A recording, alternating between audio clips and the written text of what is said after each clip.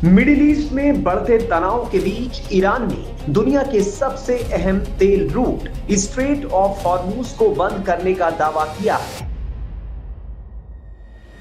अपने supreme leader ayatollah Syed Ali खामनाई की मौत से भड़के ईरान की इस कार्रवाई ने हालात को और गंभीर बना दिया है। ईरान की इस्लामिक रेवोल्यूशनरी गार्ड कॉर्प्स ने सोमवार को घोषणा की कि स्ट्रेट ऑफ हॉर्मूज अब बंद है।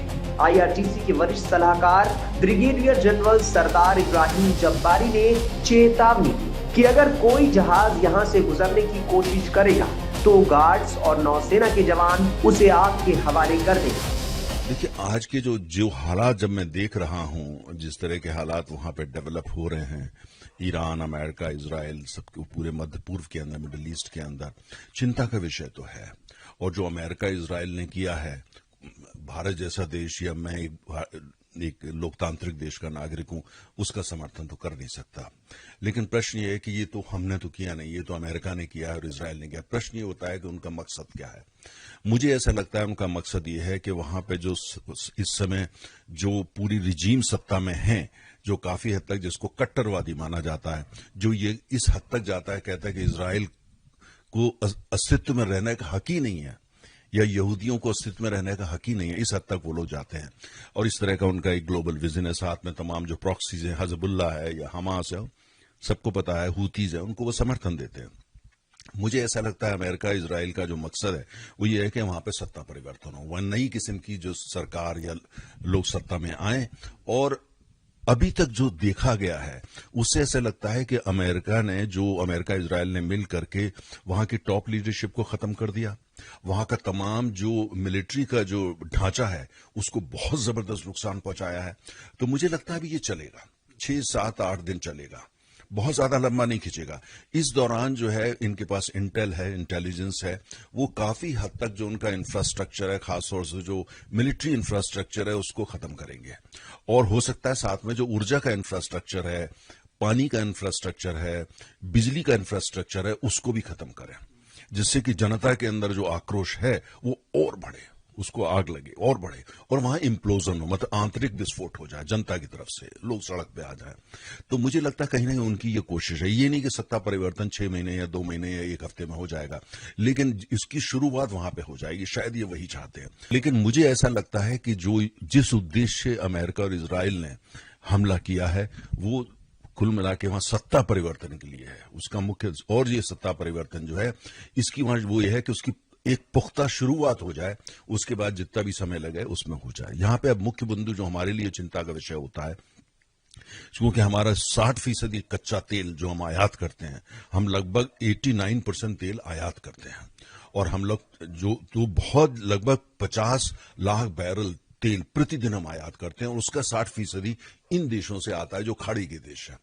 तो अगर स्टेट ऑफ हॉर्मुज, जहां से सारा तेल का आवागमन होता है, जो एक चोक पॉइंट है, अगर ईरान उसको बंद करने की कोशिश करता है तो युद्ध बढ़ेगा। अब प्रश्न ये उठता है जो हमारे लिए अहम है कि तेल की कीमतों का क्या होगा। कल जब बाजार खुलेंगे, आपको पता है सबसे पहले बाजार टोक्यो में खुलता है, उसके बाद सिंगापुर, हांगकांग होता हुआ बंबई आता है। मुझे लगता है कि तेल की कीमतों में भारी उछाल आएगा, सोने की कीमत में भी उछाल आएगा, प्राकृतिक गैस, नेचुरल गैस की कीमतों में भी उछाल आएगा। बाजार बहुत परेशान है क्योंकि बाजार सेंटिमेंट्स पे जाता है, बाजार डीप एनालिसिस नहीं करता, बाद में करता है। तो लेकिन उससे मुझे लगता नहीं हमें परेशान होना चाहिए। 6, 7, 8 दिन ऐसा रहेगा। लेकिन तेल की कीमत बहुत ऊपर चली जाए, इतनी ऊपर चली जाए कि वो नुकसान करने लगे, उसके लिए थोड़ा लंबा, अगर ऐसा 1 महीना चलती है तब बड़ा नुकसान होता है। लेकिन मुझे लगता है 8, 7, 8 दिन तेल की कीमतों में परेशानी आएगी।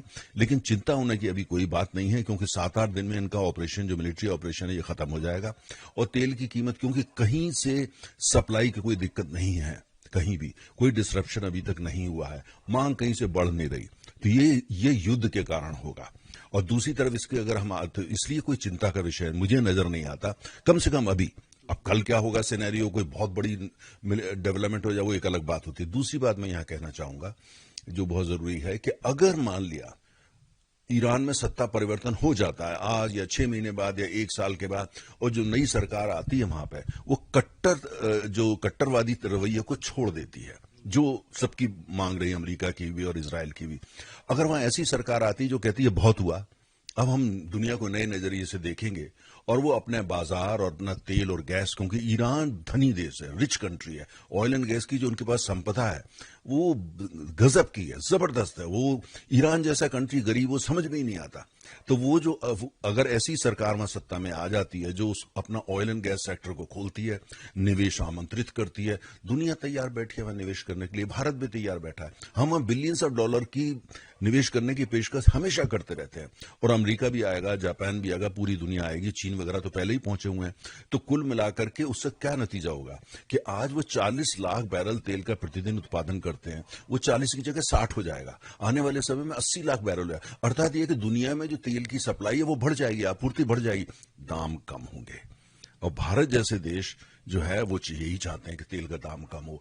अगर ईरान का तेल जो है, ईरान अपना कट्टरवादी रवैया छोड़ता है और ईरान का तेल बाजार में आता है, ईरान के खिलाफ कोई सैंक्शन सारी हट जाती हैं, तो दुनिया की अर्थव्यवस्था के लिए, खासतौर से तेल की अर्थव्यवस्था के लिए बुरी खबर नहीं होगी।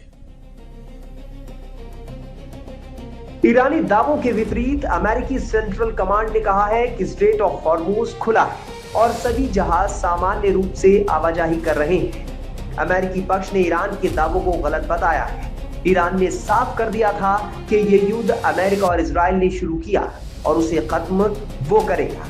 ईरान मिडिल ईस्ट में लगातार अमेरिकी सैन्य अड्डों और अमेरिकी ठिकानों को निशाना बना रहा है। ईरान के इन हमलों से अमेरिका को भारी नुकसान हो रहा है।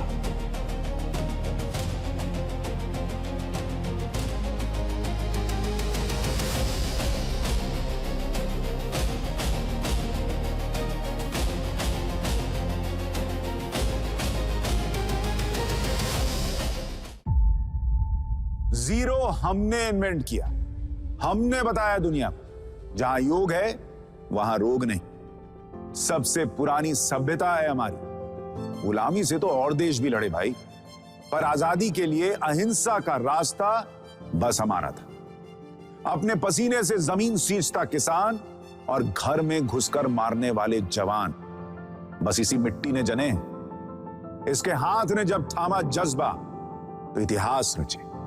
कदम बढ़ाए तो चांद का वो हिस्सा चूमा भाई जहां कोई कभी नहीं पहुंचा। आज पूरी दुनिया में शान से लहरा रहा है तिरंगा, और इसके पीछे है गर्व से भरी अनगिनत कहानियां जो लिखी जा चुकी हैं और लिखी जा रही हैं, जिन्हें मैं सुनाऊंगा राष्ट्रगर्व रोज शाम 6:25 पर।